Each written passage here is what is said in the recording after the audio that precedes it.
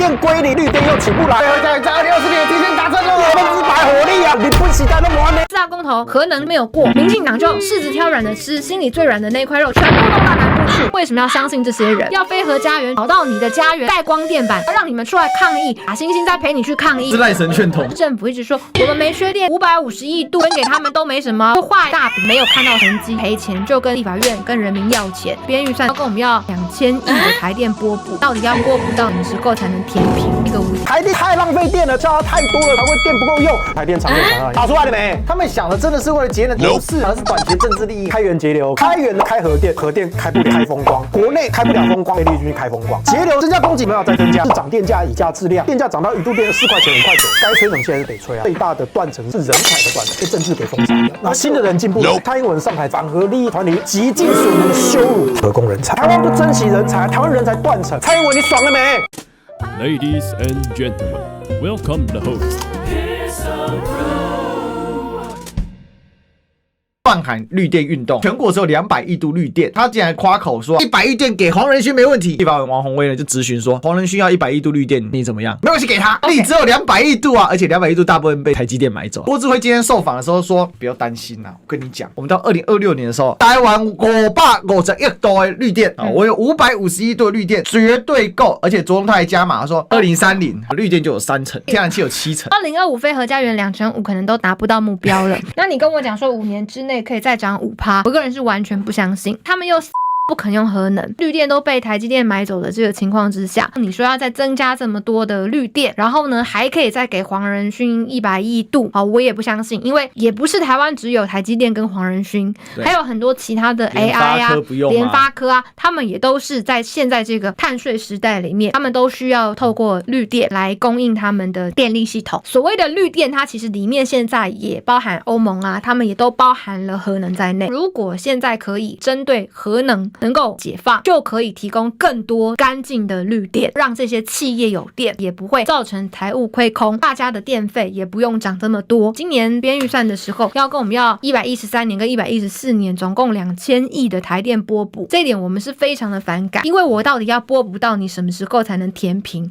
这几乎是一个无底洞，反正赔钱就跟立法院跟人民要钱。那为什么不是正本清源，从真正能源应该要怎么样去扩展这里来下手，而不是老市政府一直说我们没缺电啊，我们有550亿度啊，好，分给他们都没什么，我都给你啊，但是到底从哪里来的说不清楚，就画一个大饼在那里，但是呢没有看到实际的成绩。所以你要回头问，你们当初为什么要相信这些人？要飞核家园之后，结果他们跑到你的家园里面去盖光电板，去设厂，然后让你们出来抗议，再假惺惺再陪你去抗议。哎呦，这不是赖神劝统吗？对，4大公投核能没有过，民进党就柿子挑软的吃，心里最软的那块肉全部弄到南部去。你现在抗议，你还相信你隔壁站那民进党？台南都已经整个都是光电板，我们当时在骂说台南怎么铺那么多光电板会伤害到台南民众的时候，他们有吭声吗？继续投民进党，继续爽，投完之后把你当火葬场，一根筋2头堵嘛，又要投票给民进党，你又要说电够用，然后但是你又不要盖发电厂，鱼与熊掌就不能兼得嘛，难免会有一些需要选择的时候嘛。对，那既然就是说选择了不让大家使用核电，那这个责任就会被推到南部的乡亲身上，所以我也是为南部的乡亲叫屈。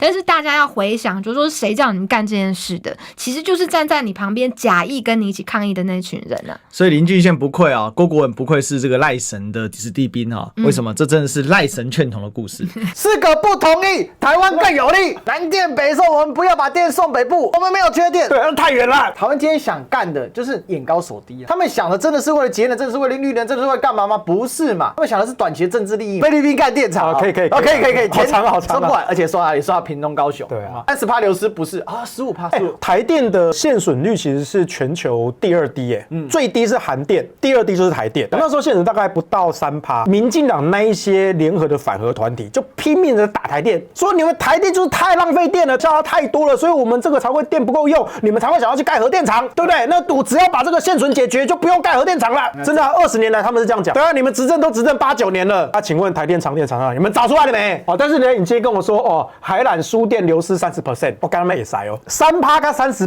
差10倍呢，各位差10倍哎。啊，你说这个台电、南电、北送不行，啊，你现在这个菲律宾送来台湾就可以？这些东西认真算这个数字，人家逻辑真的就不是长这样。他们要就是中间有没有一些利益跟标案。第二个，郭志辉他自己是产业界出身，好，产业界也有这种科技也鄙视传产业的。我们讲开源节流，开源的部分开核电，核电开不了怎么办？只能开风光。国内开不了风光怎么办？我跑到菲律宾去开风光。节流怎么减少需求？对，好，经济学很简单，增加供给或减少需求。那增加供给如果没有再增加，那怎么办？遇到瓶颈了怎么办？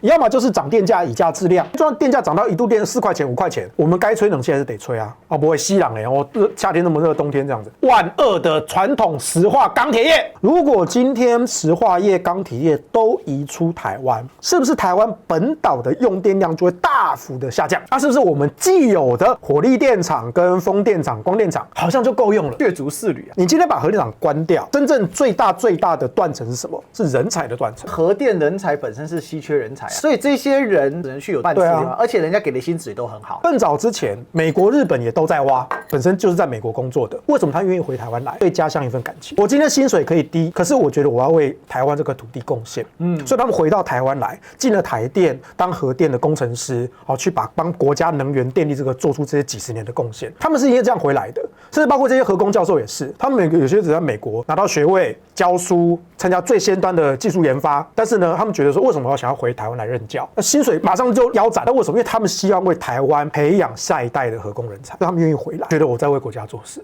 大家社会尊敬我，尊敬我们工程师，尊敬我们教授，所以我觉得我值得。我觉得我为国家做事是对的。可是从蔡英文上台之后，哇，那时候反核利益团体哇腰掰呢，然后对这些台电啊、清大啦这些教授跟工程师啊，极尽所能的羞辱，好像这些人就是罪人，就是不该生活在世上。可是这几年，我发现这个产业、这个领域未来已经被政治给封杀掉，然后新的人进不来，然后再加上我们这些老头子卡在中间是最痛苦的。可是这个行业被台湾人看不起，被他们羞辱、批评，你走出去都要说啊，你在台电工作，你哪个部门的？那我们跟他讲怕说我在核电厂工作要给人爬呢。他说那个时候反核团体是霸凌呢，多恶毒啊！台湾不珍惜人才，台湾人才断层。2025，你说你要给蔡英文面子，也给啦。我们曾经一度达到非核家园了，爽了没？蔡英文，你爽了没？到现在也只敢开1次还2次会议。对啊，开了会议也就只是让童子贤在那放套，自己不敢讲。气候变迁委员会讲的是能源转型，敢不敢让里面的委员这个反核的数量减少，永核的数量增加，形成一个压倒性的优势呢？为什么卓荣泰不在里面呢？为什么郭志辉不敢讲？你为什么不挺郭志辉？你总要个打手出来讲话嘛。你做一个皇帝，你做个领导人，你总要做一些方案，一定会有人跟你。有分到跟他巩固既得利益，看看是不是可以在我的利益的基本盘之上想办法跟新皇帝合作。那如果不行，就跟你死磕到底。我有旧皇帝嘛，太上皇还在啊，退休还没死啊，可以靠蔡英文赌一把嘛。一直跟赖清德合作，可能没拿到利益，他就可以跳出来啊。